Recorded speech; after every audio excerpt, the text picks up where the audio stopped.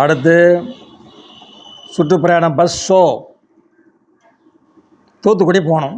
பாருங்க, தூத்துக்குடி போகும்போது ரொம்ப எச்சரிக்கையாக போகணும். அதுக்கு தான் அந்த பாதுகாப்பு படை அவங்களாம் போட்டிருக்காங்க. ஒய் பிரிவு, இஷர்ட் பிரிவு அப்படின்னு நிறைய பேர்.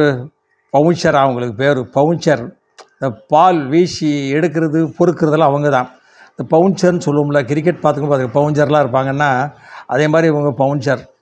அதனால தானே இந்த விஜய் மீட்டிங்கில் கூட ஒருத்தர் இந்த நட ஷோ பண்ணும்போது ஒருத்தர் தூக்கி போட்டாங்க. அப்படி தூக்கி போட்டால் பவுன்சர் அப்படி தூக்கி போட்டுவாங்க. அந்த மாதிரி இப்போ தூத்துக்குடிக்கு அடுத்து போகணும். திருநெல்வேலியை முடிச்சுட்டு தூத்துக்குடி ஏற்கனவே ஸ்டெர்லைட் கலவரத்தில் துப்பாக்கி சூடு 13 பேர் செத்துப்பிட்டான். இது ஒரு பக்கம் இருக்குது. இப்போ அங்கே போகணும். மீண்டும் ஸ்டெர்லைட்டை திறக்கிறதுக்கு முயற்சி நடக்குங்க. ஏன்னா எத்தனை இடம் செஞ்சாலும் அந்த ஸ்டெர்லைட்டை குண்டு போட்டு அழிச்சிட வேண்டியானே. மோடிகிட்ட சொல்லி ஒரு ரேடார் விட்டுற வேண்டியானே. எதுக்கு அந்த கம்பெனி வச்சுக்கிட்டு இருக்கீங்க அப்படின்னு மக்கள் பேசிகிட்டு இருக்காங்க. ஆனால் ஒரு சிலர் மக்கள் எங்களுக்கு வேலை வெட்டி கிடையாது, வேலை இல்லை, அதனால திறங்கங்கிறாங்க. இப்போ அங்கே போகணும்.